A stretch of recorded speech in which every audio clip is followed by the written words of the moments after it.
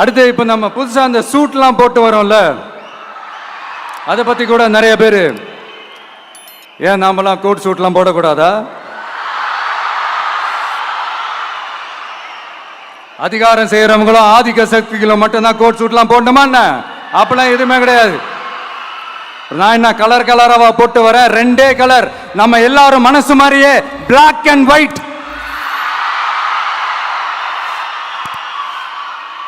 எல்லாத்திலும் black and ஒயிட்டா இந்த விஜய் இருப்பான் அப்படின்னு காட்டுறதுக்கு தான் அந்த கலர்.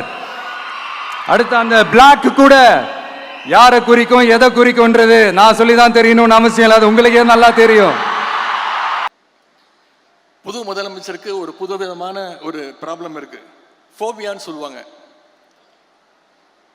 யாரு எதை பத்தி பேசினாலும் தன்னை பத்தி தான் பேசுறாங்க அப்படிங்கிற ஒரு நினைப்பு.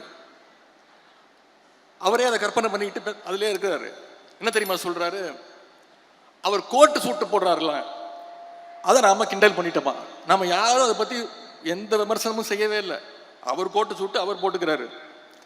அதுக்கு ஒரு புதுசா ஒரு விளக்கம் கொடுத்திருக்கிறாரு. அவர் கருப்பு கோட்டு போட்டுக்கிறது பெரியாருடைய கொள்கையா? இதை விட ஒரு மோசமான உருட்டை யாராவது உருட்ட முடியுமா?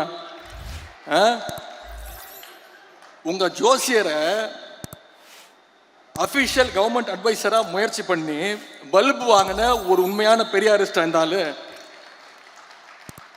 நீங்க கோட்டு சூட்டு போடுறதுல எங்களுக்கு பிரச்சனையே கிடையாது.